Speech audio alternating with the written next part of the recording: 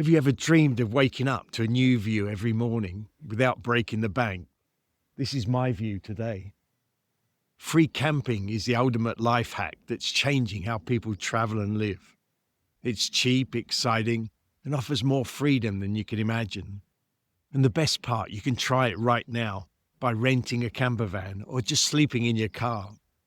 I had a motorhome for around 4 years and I've had my current camping car for around 6. The motorhome gave me more room, but it wasn't so easy to free camp in the UK. The car is stealthy, so I can park anywhere, but it's got less room. I love the life and I'm looking at getting something medium-sized soon. So freedom, that's what free camping is all about. No hotel bookings, no checkout times, no fixed schedule. Just you, the open road, and endless possibilities. Want to stay another day at that perfect beach? You just do it. Tired of a location? You move on. The daily grind disappears, replaced by adventure. Each morning brings new choices, and each evening a different sunset. I've travelled all across the UK, Cornwall, Wales, the Scottish Highlands. There's a lot of beautiful countryside. I've been to Spain 7 times. I'm here now. And I've travelled all over Europe, and there's still a lot to discover. Some future plans include Norway, Eastern Europe, and Morocco. If we talk about money, traditional travel drains wallets fast. Hotels, restaurants, tours, it all adds up. Free campervanning flips it on its head. Once you've got your vehicle, daily expenses plummet. Think about it, no rent and no mortgage, no utility bills, free camping spots instead of hotels. Cook your own meals, use solar power. Every system you add reduces costs further. A couple of years ago, I checked the spending of a campervan trip. I averaged $800 a month over 3 months, and that included ferries and diesel down to Spain. 1 month of hotel stays can easily cost more than 6 months of van life. The van life community is friendly and supportive. I become friends with many campervanners on my journeys.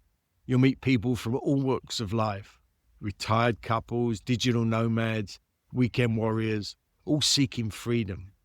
There are meetups around the UK and Europe, and Facebook groups where you can find like-minded travellers to connect with. Each country is slightly different when it comes to facilities and ease of parking. France is the most friendly, with free facilities in many villages. Spain and a lot of Europe is pretty easy too. UK isn't so easy, but I still free camp all the time. I use an app called Park for Night some of the time, or other times I just look for nice places to park. Forget your busy tourist traps. Van life puts you right in the heart of nature. Last year I drove down to the Italian Riviera through France and Switzerland. I parked with amazing views of Swiss mountains, next to French rivers, and right on the edge of Lake Como in Italy. I woke up in forests, small villages, and on beaches. When you go on a package tour, you're stuck at a beach resort or in a busy town or city. But when your home has 4 wheels, you can wake up away from all the crowds. With a van, you get to see the real places that most tourists never find. Each morning brings a new view outside your window. That's something no hotel can offer. Yes, you have a tiny living space, but huge life experiences. Van life teaches you minimalism naturally. You keep what matters and discard what doesn't. Every item earns its place. The simple life is freeing, less clutter, relaxes your brain. Priorities shift. Experiences replace possessions. I don't mind living in a small place. I've got windows all around, and it feels spacious rather than cramped. So how do you start free campervanning? See if you like it first. There are places to hire campervans all over Europe. Australia and New Zealand are popular places for hiring them as well. Maybe go as a couple at first, as there are a lot of new things to learn, like finding parking spaces and using water and waste facilities. If you're in a foreign country, you might have to deal with a language difference or driving on the other side of the road. Alternatively, try camping in your car. I'd do that on a warm and sunny day though, as you don't want to be stuck in a car in rain and have condensation on the windows. Once you decide to buy a campervan, there are other things to consider. The size matters in van life, but bigger isn't always better. Small vans offer stealth, fuel efficiency and easy parking. They navigate city streets and tight forest roads with ease, perfect for solo travelers and couples. Larger vans provide comfort and amenities, standing room, proper shower rooms, and more storage, better for families or longer-term living. Consider these options if you want to convert one yourself. Minivans are the cheapest entry point, easy to drive, limited space, but extremely practical for weekends. I'm okay living in mine for months at a time in warmer weather. Cargo vans are the sweet spot, reasonable size with good conversion potential. Then you've got box trucks, maximum space, more challenging to drive, but like a tiny apartment on wheels. Not so common, but it's one option. Then SUVs, not technically vans, but fine for car camping beginners. Do-it-yourself conversions cost from $5,000 to $20,000, but factory-built vans range from $50,000 to $150,000.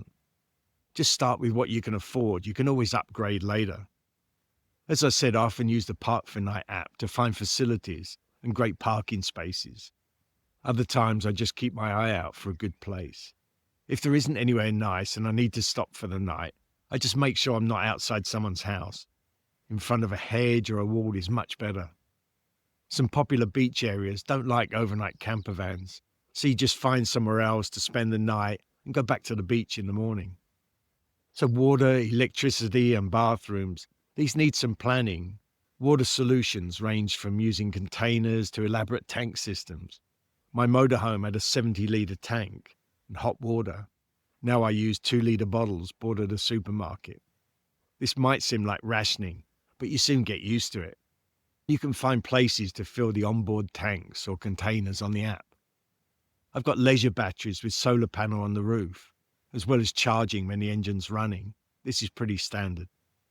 I've got a portable toilet under the seat, but used public restrooms before I converted the car into a camper van.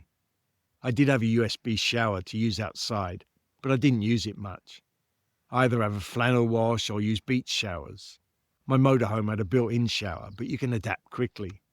What seems challenging at first becomes routine within weeks. Safety concerns keep many people from trying free van life, but the reality it's safer than most people think. Simple practices make all the difference. Trust your instincts about locations. Lock doors while sleeping. Keep valuables hidden. Look on the apps to see if specific areas are safe. And park where other camper vans are parked if you want safety in numbers. I parked here alone last night, and I didn't worry about it because it's in the middle of nowhere. In all my years campervanning, I've only had one incident. A guy knocked on the window at 2 a.m. at a beach area in Spain. He was miming that he wanted a light for a cigarette, but I think he was seeing if there was anyone inside to break in if there wasn't. I rarely even think about being unsafe. I've got access to the driving seat to get away in an emergency, but I've never had to. Income doesn't have to stop when you start moving. The digital nomad revolution makes remote work easier than ever. Many van lifers maintain full-time jobs from the road. I met one guy who worked on computer networks for a company and had servers in the back of his van. I also met a couple teaching English to Chinese students from their van. They'd teach for a couple of hours a day each and take it in turns to be in the van. Not such a big income, but you don't need much money living in a van. Smart van lifers follow the good weather, summer in cooler countries and winter in hotter ones. I'd say a perfect temperature is between 20 and 27 degrees. For me, the summer is great in England, spring and autumn in the southern half of Europe, and winter the bottom of Spain. I will try campervanning in Morocco in winter sometime, but I normally go to Asia in the winter. Weather apps help to track conditions, and flexibility means you can follow the good weather. Free campervanning isn't just a travel style, it's a life philosophy, a return to simplicity and freedom in a complicated world. You don't need to fully commit, just start small. Weekend trips in your current vehicle, rent a campervan for a week. Join local van meetups and follow van life content creators. The community welcomes everyone and the road awaits. Paradise isn't a destination. It's waking up each day with the freedom to choose your own adventure. Just give it a go. Do you want to make van life a permanent lifestyle instead of just a vacation? In this next video, I'll show you the 4 keys that have kept me free For over 3 decades, I've turned my passions into paychecks while exploring the world. This is how temporary van life becomes a lifetime of adventure.